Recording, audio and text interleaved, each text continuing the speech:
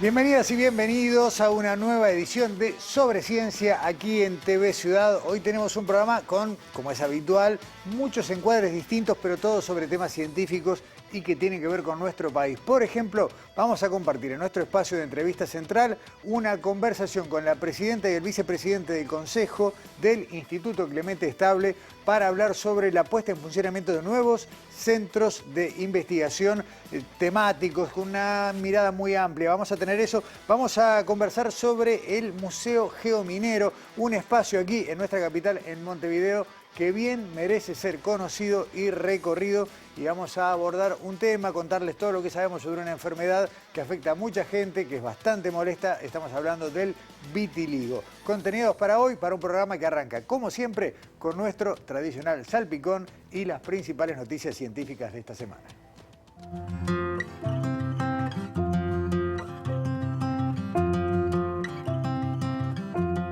Comienza el invierno y el Planetario de Montevideo ya tiene su nueva programación que invita a grandes y chicos a conocer más sobre nuestro universo. En estos meses de frío se podrá seguir viendo 70 años bajo las estrellas, la primera producción Full Dome desarrollada por el equipo del Planetario de Montevideo. Además, sábados y domingos se ofrecerán otras 3 producciones. Yo Tierra, una película de inmersión digital que fomenta la reflexión sobre el cuidado de nuestro planeta. Maravillas del cielo de invierno, una oportunidad para conocer las constelaciones más típicas de esta época, los planetas presentes y otras vistas del cosmos. Y Uruguay Antártico, primer documental de producción nacional realizado en 360 grados que nos permite conocer el pequeño territorio científico uruguayo en la Antártida. Durante estas vacaciones de invierno habrá horarios y funciones especiales. Por consultas y reservas, visitar la web del planetario que figura en pantalla. Y para seguir con ciencia en vacaciones de julio está Espacio Ciencia, el museo científico ubicado en el predio del LATU, que puede visitarse de lunes a viernes en la tarde y los sábados de 15 a 19. Se puede recorrer solo o con guías si se hace reserva previa. El recorrido promete pasear por muchos temas y territorios. Entre otras exposiciones, se presenta un área que simula diferentes biomas de nuestro país. Modo hongo, que propone adentrarse en el curioso mundo fungi. Modo micro, que lleva al minúsculo universo de bacterias, virus y parásitos para contarnos qué hacen estos microorganismos en nuestro cuerpo. Más información para visitar Espacio Ciencia en la página web que figura en pantalla. ¿Sos científico o científica extranjero y haces ciencia en Uruguay? El Instituto Pasteur de Montevideo te invita a postular para participar en el evento de divulgación Extranjeros en la Ciencia Uruguaya, Talento que Construye Futuro, a realizarse el jueves 4 de septiembre. El objetivo de la actividad es poner en primer plano historias y trayectorias de quienes eligieron Uruguay para hacer ciencia y destacar el aporte de su trabajo en el sistema científico nacional. La convocatoria es para aquellos científicos y científicas extranjeros de todas las ramas de la ciencia que quieran postularse para exponer su trabajo oralmente o compartirlo en formato de póster en este evento dirigido a público en general. Para conocer más, completa el formulario disponible en la dirección que figura en pantalla. Hay tiempo hasta el 4 de julio inclusive.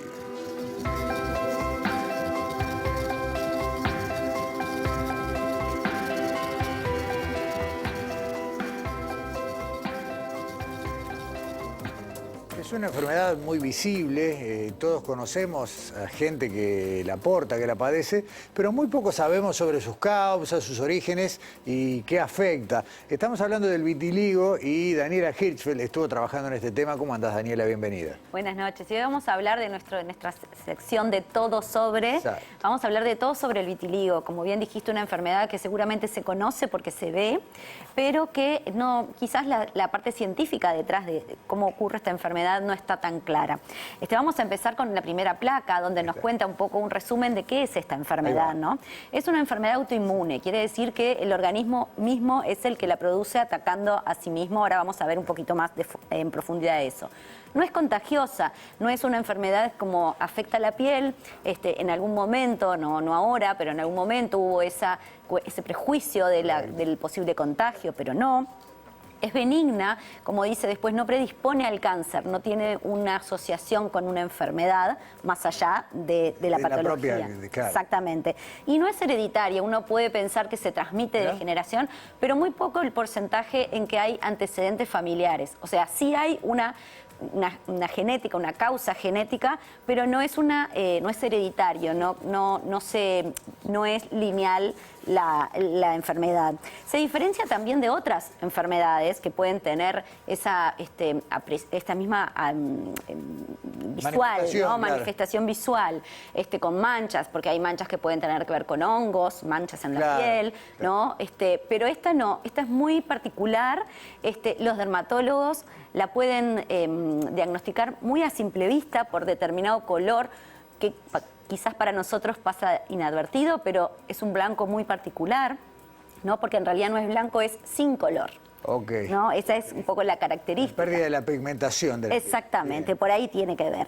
Pero bueno, esta es como un pantallazo muy amplio, pero por supuesto fuimos a hablar con alguien que entiende del tema, que sabe del tema. Fuimos a hablar con la dermatóloga Patricia Kucher, integrante de la Cátedra de Dermatología del Hospital de Clínicas, y le preguntamos entonces cómo surge y qué es el vitiligo.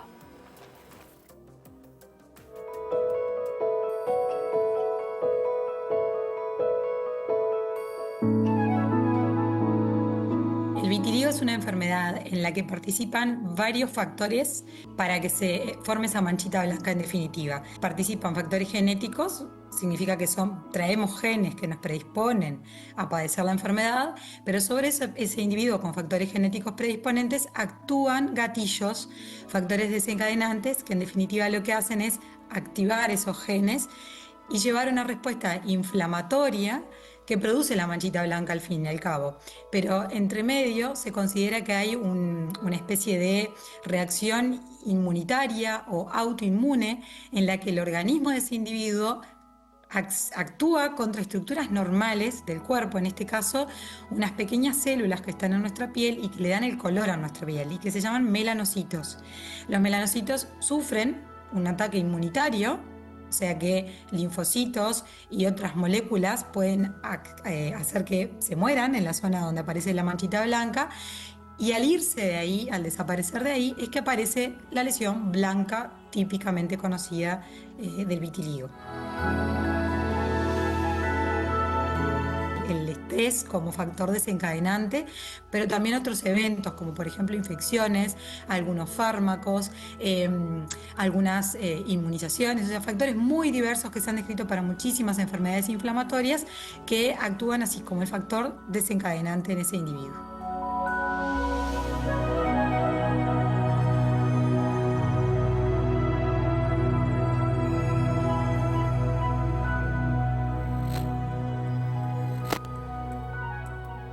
Voy reconociendo de entrada, Daniela, de arranque, después de la primera parte del informe, que siendo una enfermedad que todos la conocemos, todos hemos visto o tratado con alguien que la padece, en realidad casi nada sabemos, ¿no? Sí, sí, además, bueno, como decía Patricia, ¿no? Los factores desencadenantes, ¿no? Uno piensa que es algo que es, que aparece sin razón, pero hay, por supuesto, como toda enfermedad autoinmune, factores que pueden desencadenar algo que está latente. ¿Cuántas personas hay en Uruguay que padecen vitiligo? Como otros números, otras estadísticas en Uruguay no existen, pero sí, como dice la segunda placa, la placa que vamos a ver ahora, hay una noción de cuánto afecta a la población. Alrededor de un 2% de la población mundial se supone que tiene esta enfermedad y que en Uruguay, bueno, se cree que puede seguir esta tendencia. 2/3 de los casos surgen en la adultez, ¿no? O sea, surgen ya cuando, bueno, estos factores desencadenantes se pueden presentar. Claro. Ahí está. Y en general, ¿cuáles son las décadas en las que aparece? Bueno, ahí entre los 30 y los 40 años. Si bien entonces no es una enfermedad que ponga en riesgo la vida, ¿no? Porque es benigna, no es contagiosa, sí, por supuesto, hay tratamientos, claro, y, bueno, se busca de algún modo las personas que la padecen alguna cura. Claro. Entonces, eso fue lo que hablamos con Patricia, ¿no? Para que nos cuente, que nos actualice un poco cuáles son los tratamientos y las curas del vitiligo en la actualidad en Uruguay. A ver.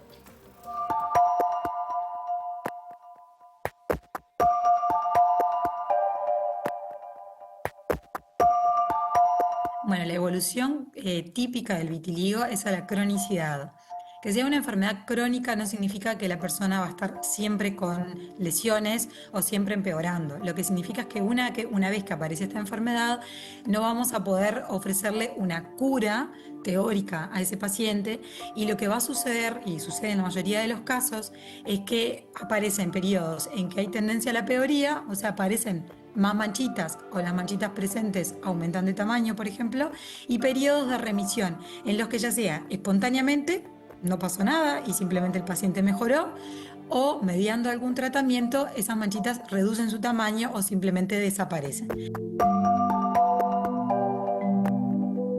Bueno, los tratamientos que existen para vitiligo en Uruguay y en todo el mundo, se pueden usar tratamientos tópicos, es decir, cremas aplicadas sobre las lesiones, tratamientos sistémicos, eso significa medicación bioral, tratamientos físicos en los que aplicamos luz de forma artificial sobre la piel, esto se llama fototerapia y es de las modalidades terapéuticas más efectivas en el vitiligo, y tratamientos quirúrgicos que no se usan tanto porque tienen más complicaciones y una efectividad un poco más variable según el paciente. Lo otro que tenemos muy en cuenta es la extensión de ese vitiligo. En los pacientes en que la superficie corporal comprometida es pequeñita, en general optamos por tratamientos con cremas y fototerapia.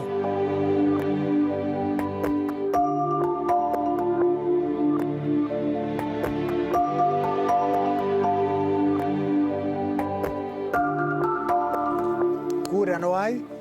Hay tratamientos, hay maneras de reducir el impacto y como bien dijiste, no es una enfermedad maligna, pero Exacto. tiene un impacto social. Quien la padece muchas veces siente que esa enfermedad le está afectando en su vida cotidiana. Eso mismo. Patricia nos contaba que mucha gente que llega a la consulta más porque la gente le comenta de la mancha y no porque le duela, le pique o le genere alguna molestia, ¿no? Esos son los prejuicios muchas veces en torno a esta enfermedad que no se conoce, y por eso ella me decía hablar de la patología, que se entienda que bueno, que puede surgir, así como puede aparecer, puede desaparecer, que hay formas de tratarla, que bueno, justamente esto, si bien quizás este prejuicio ya va desapareciendo, pero que no es contagiosa, que bueno, que hay formas de convivir con esta enfermedad sin tantos prejuicios. Bien, antes de cerrar, ¿querías decir algo, Dani? Un saludo, No, un mensaje, eso. era eso, bien. Avisar a la gente que como cualquier enfermedad lo mejor es hablarlo y bueno, ir a la consulta. Exactamente. Gracias, nos vemos La semana que viene. Pausa en Sobreciencia, ya regresamos.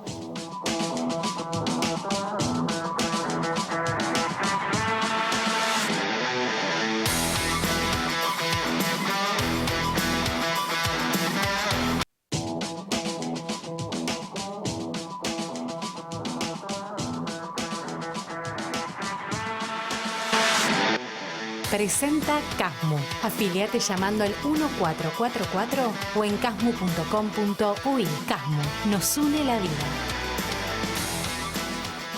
Hay en Montevideo, y si no me equivoco es en la calle Hervidero, ya me corregirá o no Alexandra, un museo muy particular, sobre todo porque no hay mucha gente que lo conozca y está muy bueno, vale la pena darse una vuelta. Es el Museo Geominero y ahí anduviste, Alexandra Perrone, removiendo cascote.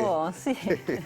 Bueno, la verdad que es un museo, como decías tú, muy interesante, poco conocido. Estamos en este segmento de Sobreciencia para contar la ciencia de nuestros museos, y justamente el Museo Geominero es todo un descubrimiento.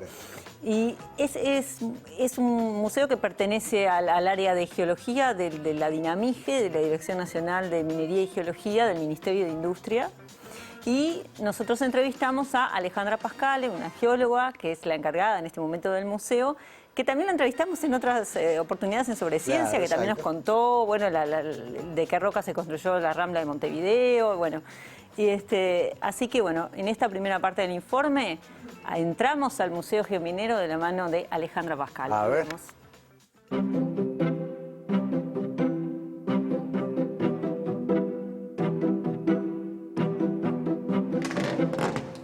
Hola, bienvenidos al Museo Geominero del Uruguay.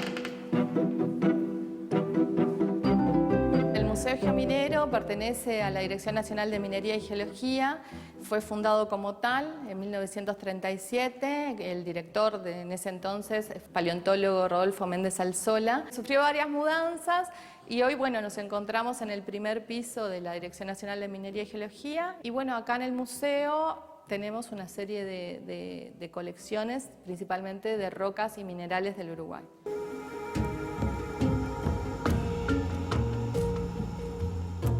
El objetivo del museo es conservar, aumentar la colección, dar a conocer el patrimonio geológico, mineralógico y paleontológico de nuestro territorio, así como dar cuenta de los procesos geológicos que llevan a la formación del subsuelo del Uruguay y de sus recursos minerales.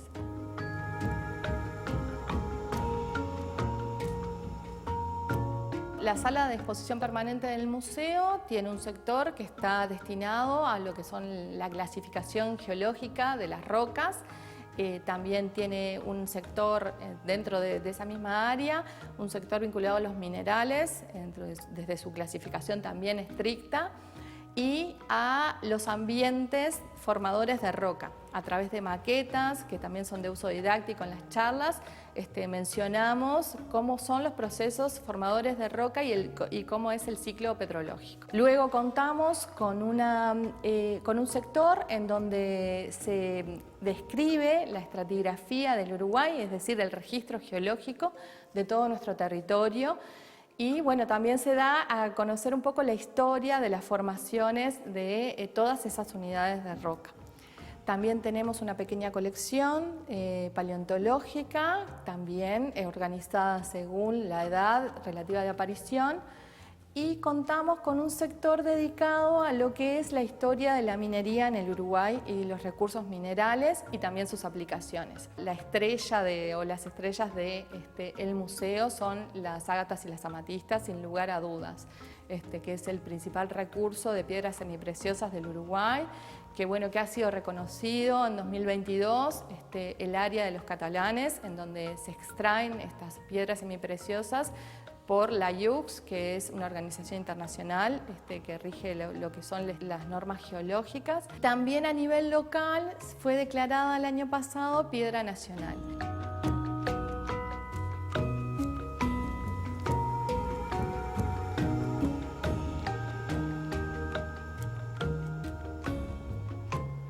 Podés hacer una trivia, Alexandra, con eso. ¿Cuál es la piedra nacional de Uruguay? La amatista. Y bueno, ahí nos mostraba Alejandra esta primera recorrida por el Museo Geominero. Ella trabaja junto a Carolina López y también hacen visitas guiadas a escolares, liceales, estudiantes de UTU, y también al público en general. Y hacen también talleres de ser geólogo por un día. Oh, qué lindo. Sí. Así que en la segunda parte del informe seguimos recorriendo el Museo Geominero de la mano de Alejandra Pascale.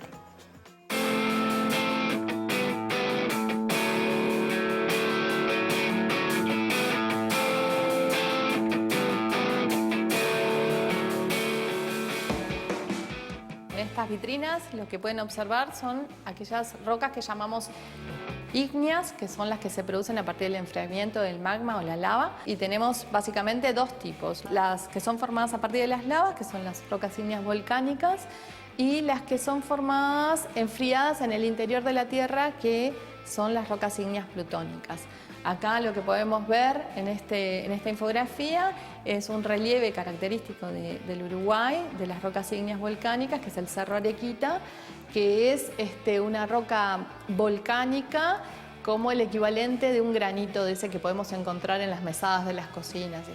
En cambio acá, las rocas plutónicas, vemos que se observan las rocas que se ven cristales a simple vista, y tenemos ahí variedades de granitos y sienitas que también son utilizados como ornamentales, y ahí lo que se está mostrando es el paisaje característico de este tipo de roca, que lo que estamos viendo es de lo que es el Cerro del Penitente, que varios de nosotros conocemos.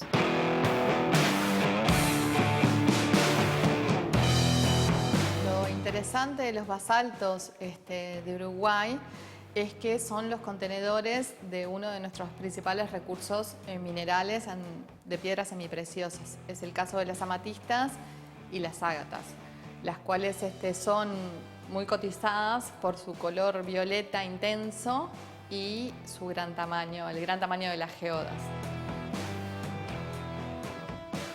Las rocas metamórficas son aquellas que se forman a partir de cualquier otro tipo de roca en estado sólido.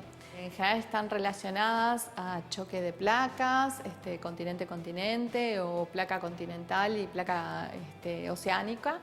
Y ellas en estado sólido cambian a veces su composición mineral y su geometría. Dentro de las rocas metamórficas del Uruguay, más conocidas son los mármoles, que se pueden encontrar en el departamento de La Valleja, en Maldonado. Un paisaje minero, por ejemplo, de estos mármoles son las canteras Nueva Carrara, anteriormente Burgueño, que parte de estos mármoles fueron extraídos en su momento para hacer sectores de lo que es el Palacio Legislativo.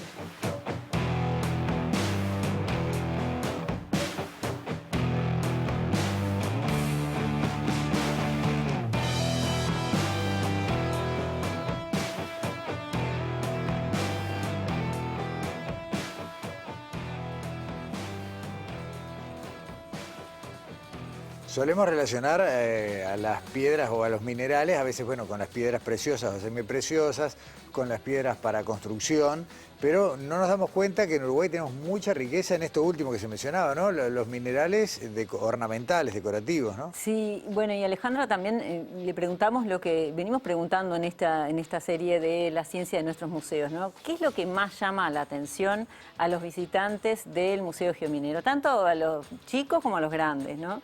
Y bueno, nos contaba Alejandra, ellos tienen un mapa interactivo donde según el recurso mineral apretás y se prende dónde es que está, en qué zona del país. También tienen una máquina cortadora de roca de las de antes, que también es un poco lo que llama la atención.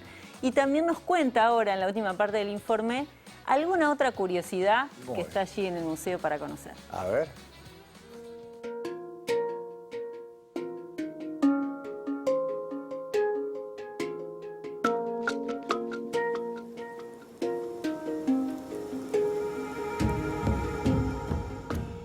Bueno, en este sector, que es el sector de minería y sus aplicaciones y los recursos minerales del Uruguay, podemos tener un breve acercamiento a lo que son las aplicaciones de estos en nuestra vida cotidiana.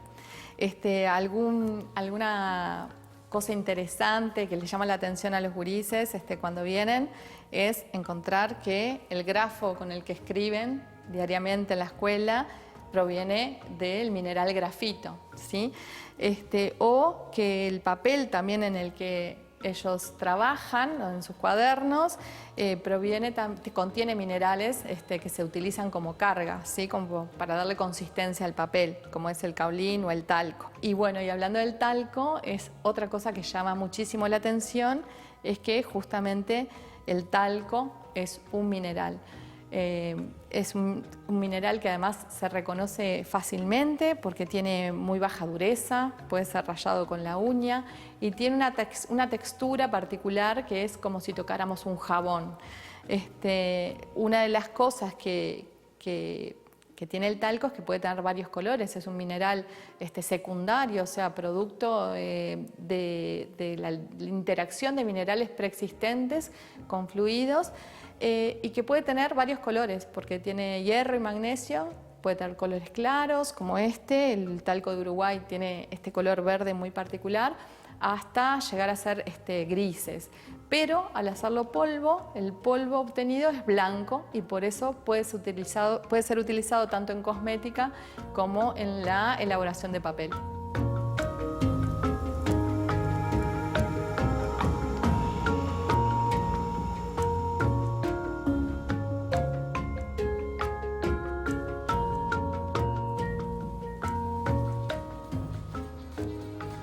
Muy interesante todo esto, Alexandra. Yo estoy recordando que la única vez que fui de visita aproveché un día del patrimonio, que, bueno, como todos los museos de Uruguay, está abierto a disposición, pero ¿cuáles son las maneras de visitar este museo? Bueno, este museo no está abierto al público todo el tiempo, sí es por agenda, escribiendo al correo electrónico que vemos en pantalla, que es museo@miem.gov.ui, y por allí se agendan así los grupos, las personas, el público en general, y bueno, y pueden visitar el museo sin problema y también agendar una visita guiada. Está bien, o sea, puede ser ya sea un grupo o puede ser una familia, digamos, un grupo, digamos, no organizado, también usa esa vía de comunicación. Y sí, vale la pena, y bueno, ahora abrieron en esta ocasión el museo para el equipo de rodaje sobre ciencia, para este segmento de la ciencia de nuestros museos, pero es un museo muy interesante de recorrer. Sin duda que sí. Bueno, Alexandra, muchas gracias y nos vemos la semana que viene. Hasta la semana que viene.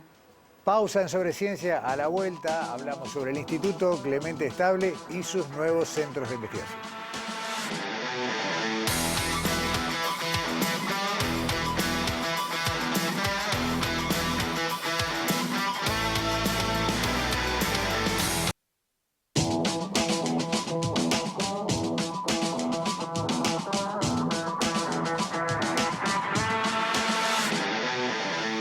El 23 de mayo es, todos los años, un día muy especial para la comunidad científica de nuestro país porque es el Día de la Investigación, la Ciencia y la Tecnología y conmemora la fecha de don Clemente Estable, del maestro Clemente Estable.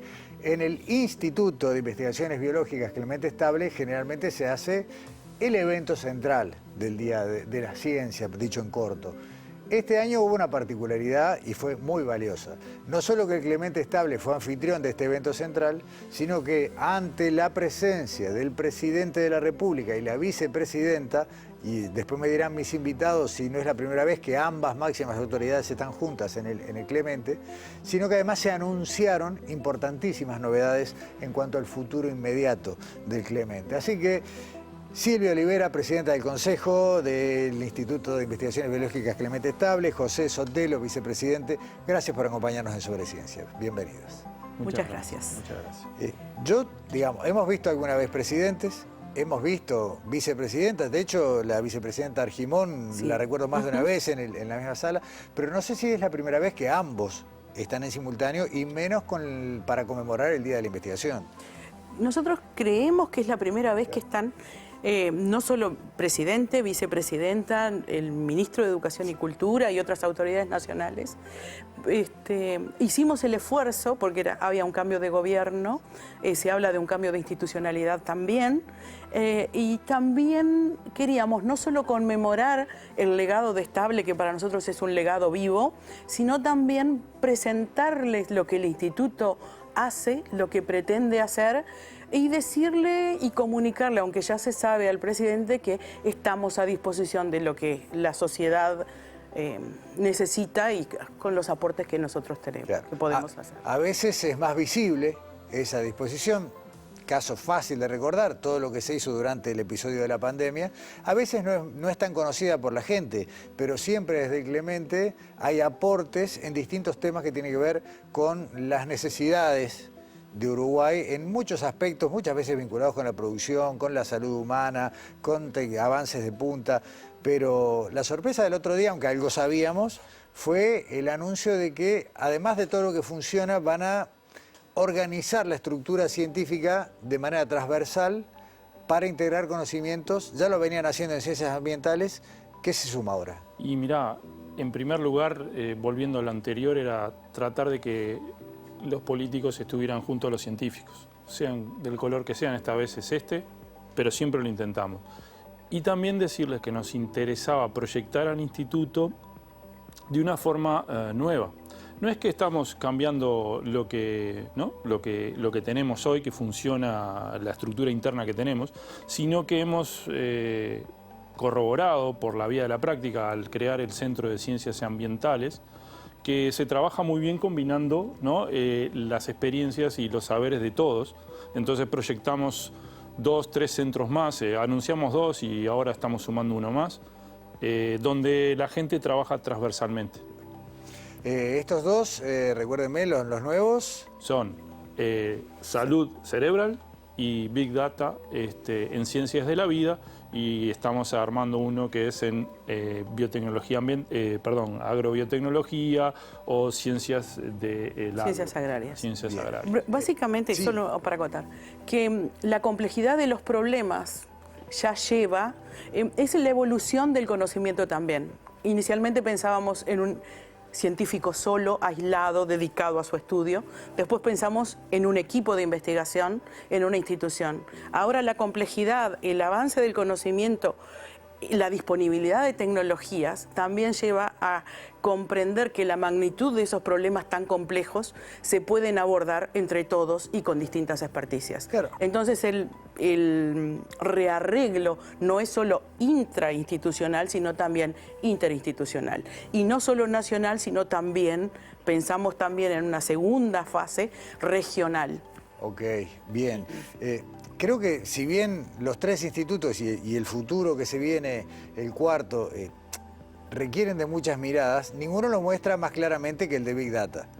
Porque, a ver, una cosa era, para hacer la tarea científica, revolverse bien con determinadas herramientas informáticas, y otra es el día de hoy donde el volumen de información, la manera de procesarla y la manera de extraerle resultados requiere ya de integrar gente especialista en áreas en las que tal vez nunca se hubieran sentado en una mesa.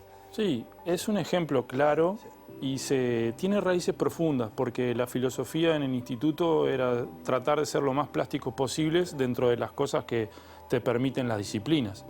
Entonces, para compasarte, si vos tenés un número bajo de gente, como pasa en Uruguay, que son institutos relativamente pequeños, el científico tiene que ser suficientemente plástico para crear nuevas cosas o para compasarse lo que está pasando en el mundo.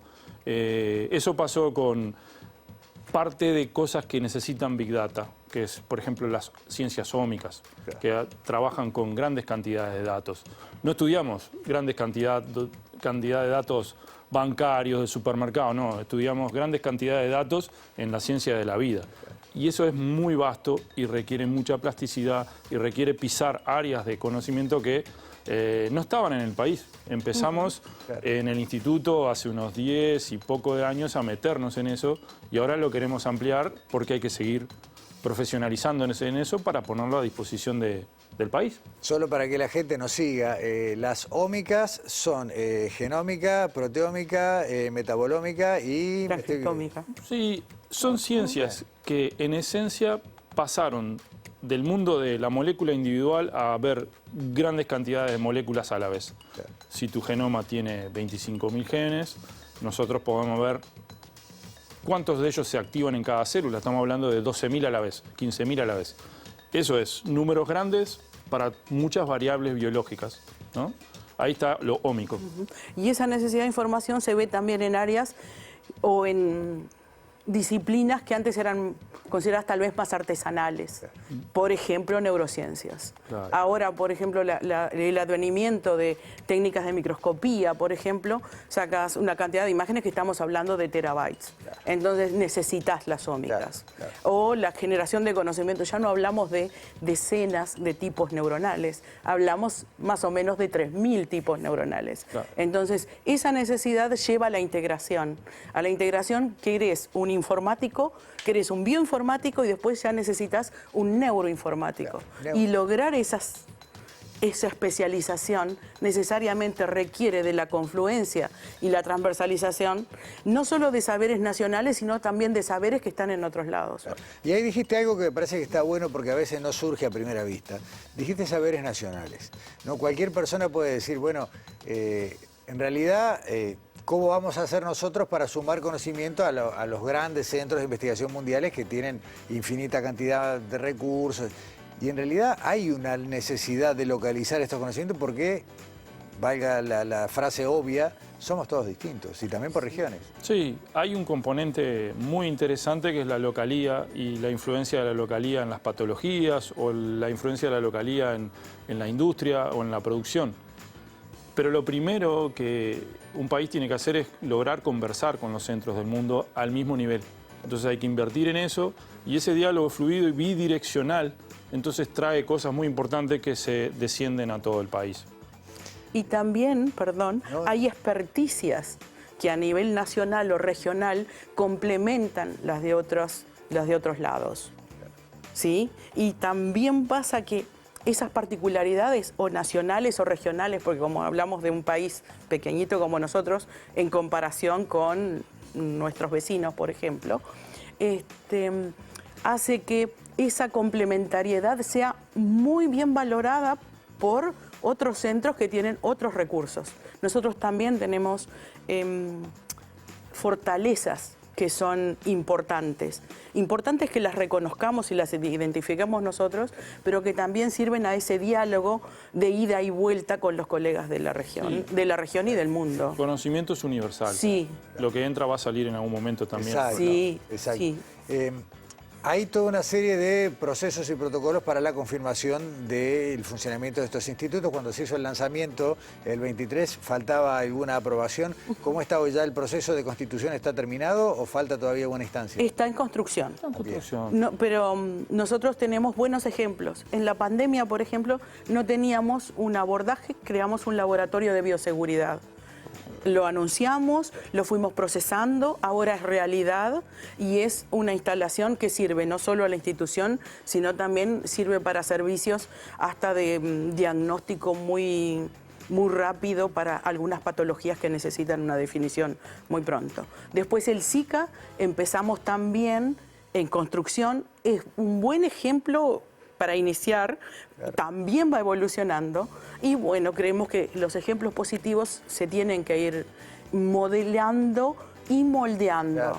Sí, la decisión está, nos faltan medios. Nosotros tenemos mucha pasión, mucho voluntarismo, pero también somos conscientes que para hacer ideas sustentables y complejas necesitamos el apoyo.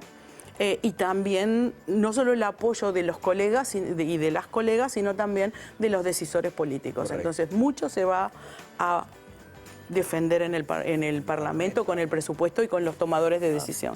Quizás una cosa muy, muy valiosa de este país es el respeto profundo a la profesión de cada uno. Sí. Entonces, nosotros nos dedicamos a producir conocimiento, pero también ese conocimiento genera y enfoca la tarea en áreas como esta, que básicamente derivan de un diagnóstico casi evidente de que hay que dedicarse mucho más a estas áreas. Claro. Entonces, eso se hace con ese profesionalismo, pero con mucha apertura. Y del otro lado, el que ve eso también dice, esto está bien situado porque es lo que se escucha, es lo que se necesita. Claro. ¿No? Y eso está pasando en el país con muchas comunidades. Entonces, de ahí viene el proceso que se tiene que respetar y se respeta usualmente. No, pero además el Clemente Estable, que está ubicado físicamente en el corazón de Montevideo, tiene bastante inserción territorial. Es muy habitual que en charlas muy coloquiales con algunos de ustedes, bueno, no, vengo de una salida acá, vengo de allá, trabajan con una mirada bastante territorial y se me ocurre que este cuarto instituto que nombraron, que tiene que ver con la producción, que tiene que ver con el necesario conocimiento en temas agropecuarios y demás, va a profundizar todavía más ese vínculo del Instituto Clemente Estable con el territorio. Sin duda, sin duda. Está bueno, vos usás la palabra instituto y es un sueño que a veces tenemos, que haya muchos institutos Clemente Estable. Claro, claro. Por ahora son centros dentro del instituto, claro. ¿no? Pero tienen esa proyección nacional y tratamos de que sean integrativos y que tengan toques en cosas muy importantes para el país. Y que se llegan a gemar en otros institutos, bienvenidos claro, sean. El sueño del pibe. Sí, y otra cosa importante, no son ideas acabadas porque necesitamos la retroalimentación con las y los decisores políticos y también con la sociedad. Claro. Entonces, esa plasticidad creemos que también es una fortaleza. Hay que decir una cosa, perdóname José, porque ya van 2 veces que lo quiero agregar, porque mucha gente tal vez no lo tenga... No, el Clemente Estable es el único centro de su tipo que depende directamente del Ministerio de Educación y Cultura y, por ende, del Poder Ejecutivo. Entonces, si bien el sistema científico nacional juega mucho de su destino cada vez que se discute una ley de presupuesto, cada vez que se negocian los aportes financieros, tal vez ninguno como el Clemente esté tan arraigado en los artículos de la ley de presupuesto. Y por eso este partido es clave, el presupuesto quinquenal que se va a empezar a discutir, y que, como dijeron varias veces ustedes, el sistema político no solamente dé las señales que ya las dio, que son bastante buenas, sino que además abra la oreja, ¿no? Sí. Sí. Y nosotros también tenemos nuestras orejas abiertas a lo que el sistema necesita o... necesita o cree que entiende, que necesita, que es prioritario. Y bueno, y en la medida de las posibilidades nosotros estamos para contribuir. Y esa era también parte del mensaje que queríamos darle a las autoridades. No es solo venimos a pedir más presupuesto, sino que entendemos que ese presupuesto está al servicio de lo que desde nuestra mirada entendemos que la sociedad necesita. Pero no es acabada porque necesitamos la mirada desde el otro lado también. Ahora, pongámonos en el lugar de la persona que está mirando en este momento el programa. Dice, bueno, está hasta acá, comparto 100%. ¿En qué le vuelve a la gente? Como si estuvieran en una reunión familiar, dice, bueno, ustedes son una institución pública, básicamente se financian con dineros públicos. ¿Cómo vuelve eso? ¿Cómo? En una corta, no en una fácil. Sí. Bien, podemos. Hay muchas formas, tú, y después yo repaso. Bueno, lo podemos traer al llano, si querés, la comunicación con el medio. El IPSE fue pionero, por ejemplo, en abrir sus puertas a la sociedad. Entonces, nuestra sociedad, o como cualquier sociedad, necesita ciencia. Y nosotros empezamos a aprender y estamos aprendiendo y perfeccionándonos a divulgar esa ciencia. Fuimos los pioneros en abrir el instituto, en las recorridas, en recibir a escolares, liceales.